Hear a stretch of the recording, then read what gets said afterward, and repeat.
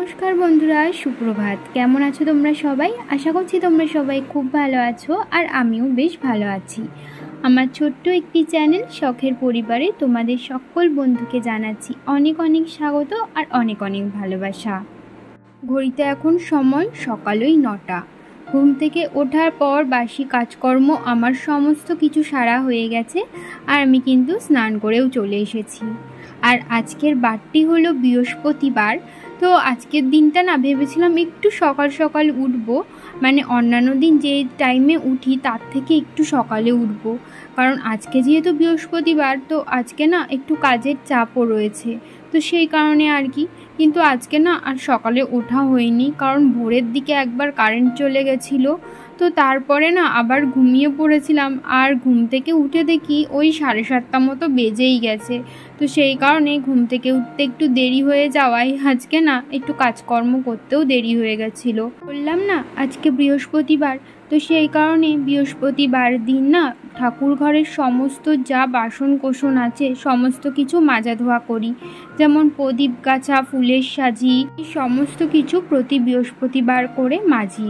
আমি ঘুম থেকে উঠে যখন জামা কাপড় নাড়ছিলাম তখনই না আমার ছেলেও ঘুম থেকে উঠে পড়েছিল, তো সেই কারণে ওকে খাইয়ে দাইয়ে রেখে তারপরে আমি এসেছি এদিকে ঠাকুরের বাসন কোসন মাজতে।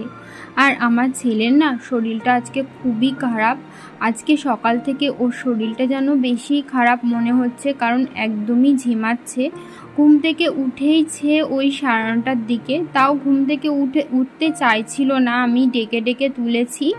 তো ঘুম থেকে উঠিয়ে খাইয়ে দাইয়ে দিয়েছি সকালের খাবার। তো খাইয়ে দাইয়ে দেওয়ার পর না ও চুপচাপ বিছানাতে শুয়েই ছিল। অন্যান্য দিন খাইয়ে দেওয়ার পর এদিক ওদিক খেলা করে, দুষ্টুমি করে, কিন্তু আজকে একদমই ওগুলো করিনি। একদম চুপচাপ খাটের একটি কোণায় শুয়েছিল। খানিকক্ষণ পর গিয়ে দেখি ও না ঘুমিয়ে পড়েছে। এই সকালের টাইমে ও কোনোদিনই ঘুমায় না। যখন অনেক ছোট ছিল তখন ঘুমাতো, কিন্তু বড় হয়ে যাওয়ার পর ও ঘুমায় না। ওই দুপুরবেলা একবারই ঘুমায় আর রাত্রেবেলা, কিন্তু সকালের দিকেও কখনোই ঘুমায় না। তো আজকে না ওকে সকালের দিকে ঘুমাতে দেখে মনেই হচ্ছিল যে ওর শরীরটা খুবই খারাপ, হয়তো ভিতর দিকে দুর্বল দুর্বল হয়তো লাগছে, তো সেই কারণেই হয়তো ঘুমিয়ে পড়েছে। আর ওর চোখ মুখ দেখেই বোঝা যাচ্ছিল ওর শরীরটা খারাপ। আর আমি না ওকে যেই ডাক্তারটা দেখাই সেই ডাক্তারটা শুক্রবার করে আসে, আর আজকে যেহেতু বৃহস্পতিবার তো ওই ডাক্তারটা তো আজকে আসবে না, তো সেই কারণে ওনার কাছে তো নিয়ে যেতে পারবো না আজকে। কালকেই ওনার কাছে নিয়ে যেতে হবে মনে হচ্ছে, নাই হবেই না। তো যাই হোক, এদিকে দেখো কথা বলতে বলতে আমি কিন্তু ঠাকুর ঘরের অনেকটাই কাজ এগিয়ে ফেলেছি। আজকে যেহেতু বৃহস্পতিবার তো সেই কারণে ঠাকুরের আসনের সমস্ত কাপড়গুলো পাল্টে দিলাম। আগের বৃহস্পতিবার না আমি ঠাকুরের আসনের কাপড়গুলো পাল্টাতে পারিনি, তার কারণ আমার শাশুড়ি মা যেহেতু বাড়িতে ছিলেন না, তো সেই কারণে আমার যেহেতু সংসারের সমস্ত কাজ একা হাতে করে আবার পুজোর দিকটাও দেখতে হচ্ছিল। তারপর আমার যেহেতু আবার ছোট বাচ্চাও রয়েছে, ওকেও সময় দিতে হয়, তো সেই কারণে সব মিলিয়ে আর কি আমি ঠাকুরের আসনের কাপড়গুলো না আগের বৃহস্পতিবারে আর বদলাতে পারিনি। শুধুমাত্র ওই লক্ষ্মীর ঘরটা পেতেই বৃহস্পতিবারের পুজোটা সম্পূর্ণ করেছিলাম আগের বৃহস্পতিবার। তো সেই কারণে এই বৃহস্পতিবারের ঠাকুরের আসনের কাপড়গুলো না বদলালে একদমই হতো না।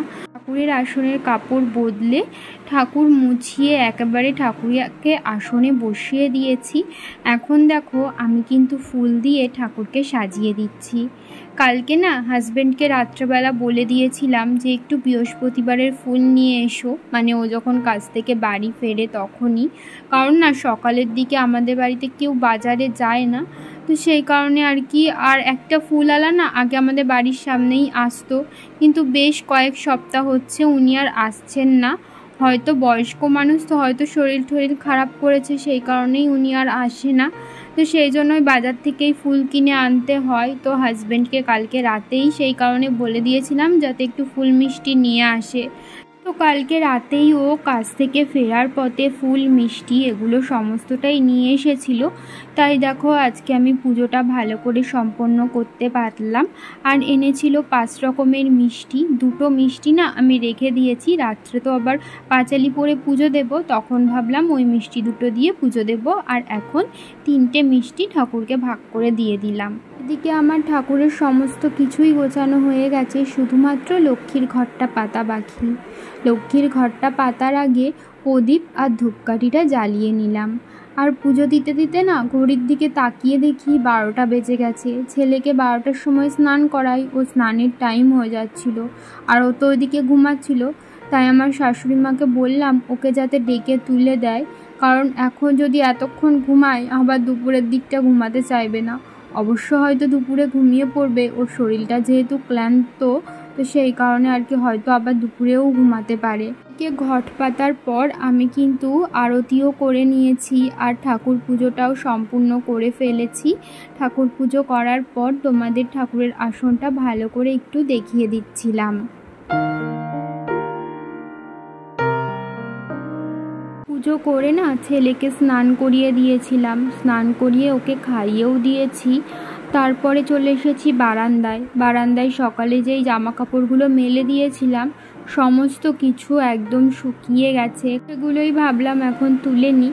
ছেলের যেই জামা কাপড়গুলো ভাঁজ করে করে রাখছি সেগুলো ভাবছি ওপরে রেখে দেবো, কারণ ওপরেও ওর কয়েকটা জামা কাপড় রাখা থাকে, সেই জন্যই এই জামা কাপড়গুলো ভাবলাম আর নিচে নিয়ে যাব না, এগুলোই ওপরে রেখে দিই।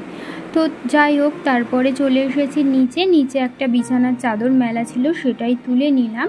আর দেখো দুপুরবেলা চারিদিকের পরিবেশটা কত সুন্দর লাগছিল, একদম নিস্তব্ধ। আকাশটা দেখে মনে হচ্ছে রোদের তেজ নেই, কিন্তু রোদের কিন্তু ভালোই তেজ আছে, দেখে মনে হচ্ছে মেঘলা মেঘলা, আর ভালোই গরম পড়েছিল আজকে। তো যাই হোক, মাঝে কেটে গেছে অনেকটাই সময়, দুপুরবেলা ছেলেকে নিয়ে শুয়েছিলাম। আর এখন হয়ে গেছে সন্ধ্যাবেলায় সন্ধ্যাটা দিয়ে তুলসী তলায় না প্রদীপও জ্বালিয়ে দিয়েছি, দেখতেই পাচ্ছ, আর একটা ধূপও জ্বালিয়ে দিয়েছি।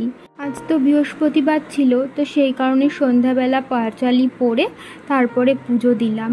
তো তারপরে চলে আসলাম নিচে এসে বেশ কিছু জামা কাপড় ছিল যেগুলো ভাঁজ করতে হতো। এখানে না 2 দিনের জামা কাপড় আছে, কালকেও জামা কাপড় ভাঁজ করা হয়নি, আর আজকেও তো অনেক জামা কাপড় ধুয়ে দিয়েছিলাম, সেগুলো সব মিলিয়ে বেশ অনেকগুলোই হয়েছে। সেগুলোই ভাবলাম এখন ভাঁজ করে রাখি। সবার প্রথমে না জামা কাপড়গুলো সোজা করে করে ভাগ ভাগ করে নিচ্ছিলাম, মানে আমার হাজবেন্ডের আর ছেলের জামা কাপড় সবগুলো ভাগ ভাগ করে নিয়ে এখন আমি জামা কাপড়গুলো এক এক করে ভাঁজ করে রাখছি। এইভাবে আলাদা আলাদা করে নিলে না তাহলে জামা কাপড় ভাঁজ করার সময় সুবিধা হয়।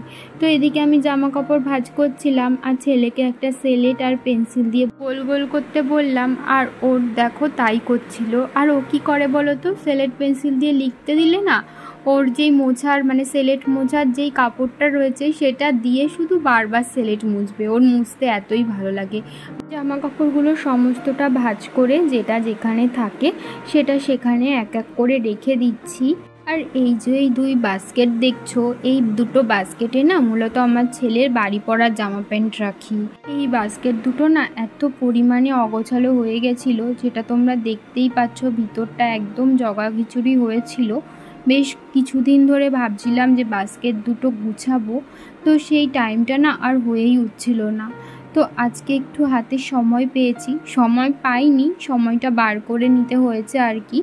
তো সেই জন্য ভাবলাম যে বাস্কেট দুটো না আজকে গুছিয়েই রাখি। এই আজকাল করে না আর করাই হয় না, সময় বার করে নিতে হয়, না সময় পাওয়া যায় না। তো যাই হোক, এই যেই সুতির জামাগুলো দেখলে না, ওই জামাগুলো আমি আমার ছেলেকে রাত্রে পরিয়ে শোয়াই। ওই যে পিছনে দড়ি দেওয়া থাকে না, ওই রকম জামা। তো অনেক ছোটোবেলার থেকে আমি ওগুলো পরেই রাত্রে ওকে ঘুম পাড়াই, কারণ ওগুলো না গরমকালে পরলে খুবই আরাম। আর রাত্রেবেলা যেহেতু অনেকটা টাইম শুয়ে থাকতে হয় আর পিছনে দড়ি বাঁধা, খোলা থাকে পিছনটা, তো অনেক সুবিধা হয় জামাগুলোতে। আমি এখনও পর্যন্ত ওকে রাত্রে ওরকম জামা পরেই শোয়াই, গরমকালটা, শীতকালে তো না, গরমকালটা।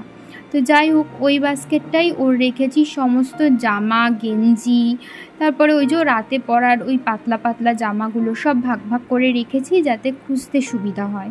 আর এই যেই বাস্কেটটা দেখতে পাচ্ছ, এই বাস্কেটটাই রাখছি ওর যত রকমের প্যান্ট রয়েছে, প্যান্টগুলো মানে এগুলো সব ওর বাড়ি পরারই প্যান্ট। আর যেগুলো একটু ভালো মানে যেটা পরে এদিক ওদিক যাওয়া যায়, সেই জামা প্যান্টগুলো না ওর আলমারিতে রয়েছে।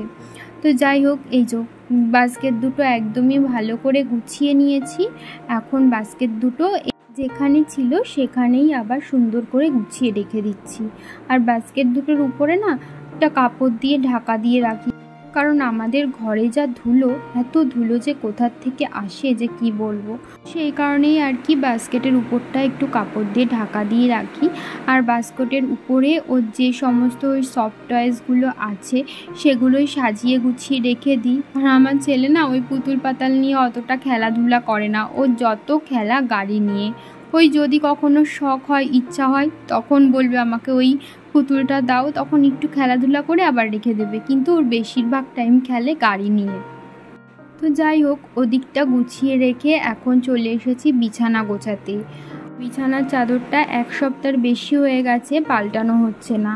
তো আর না পাল্টালে হতোই না, একদমই শোয়া যাচ্ছে না। তো ভাবলাম আজকেই সব যখন করছি একেবারে বিছানার চাদরটাও পাল্টে নিই। আর না, একটা সুতির নরম বিছানার চাদর আজকে পেতে নিচ্ছি, কারণ এই কদিন যা গরম পড়ছে না, এরকম নরম নরম বিছানার চাদর না পাতলে একদমই শোয়া যাবে না। তো সেই জন্যই এই চাদরটা হচ্ছে পুরীর বিছানার চাদর। আমার মা আর বাবা গেছিলো পুরীতে, তখনই ওই পুরীর থেকে আমাকে এই চাদরটা এনে দিয়েছিল, বিছানার চাদরটা।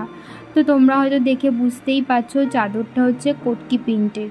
বিছানার চাদর না আবার আমার টান টান করে না পাতা থাকলে একদমই ভালো লাগে না, একটু যদি গুটিয়ে থাকে আমার একদমই ভালো লাগে না। বিছানার চাদর সবসময় টান টান থাকবে, এটাই কিন্তু আমার খুব ভালো লাগে। তো বিছানার চাদর দেখো কি সুন্দর করে একদম টান টান করে পাতলাম, তোমরা তো দেখতেই পেলে। আবার দেখো কি অবস্থা হয়ে গেছে চাদরের, কে করেছে তোমরা হয়তো বুঝতেই পারছো।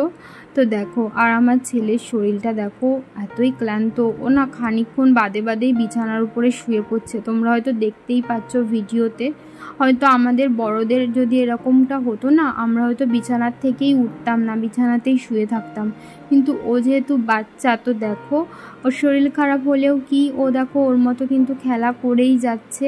আর যখন হয়তো একদমই পাচ্ছে না, তখন দেখো একদম বিছানায় শুয়ে পড়ছে মাঝে মাঝে, সেটা আমি খেয়াল করছি। তো যাই হোক, আমার তো সবসময় সম্ভব হচ্ছে না ওকে কোলে নিয়ে বসে থাকার, কারণ আমারও তো কাজ আছে টুকটাক। কিন্তু যখন সময় পাচ্ছি তখন কিন্তু আমি ওকে কাছেই নিয়ে থাকছি। তো যাই হোক, দেখো এখন কিন্তু আমি বিছানাটা একদমই গুছিয়ে নিয়েছি পরিপাটি করে। তো তারপরে ভাবলাম যে একটু বাদেই তো ছেলেকে ঘুম পাড়াবো, এখন ঘড়িতে ওই 8:30 মতো বেজে গেছে। আর ওকে তো 9টার মধ্যেই ঘুম পাড়িয়ে দিই, আর ওর শরীরটা যেহেতু খারাপ, ও আজকে ভাবছি একটু তাড়াতাড়ি ঘুম পাড়িয়ে দেবো। তো সেই কারণে একেবারে বিছানাটাও রেডি করে নিলাম।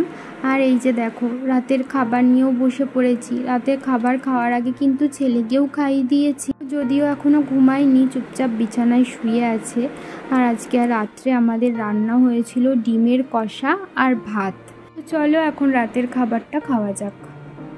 তো বন্ধুরা, ঘড়িতে এখন বেজে গেছে রাত 10টা, আর বাইরে না বৃষ্টি হচ্ছে, বেশ জোরেই বৃষ্টি হচ্ছে। খানিকক্ষণ ঝড় হলো, বিদ্যুৎ চমকালো, আর এখন বৃষ্টি হচ্ছে।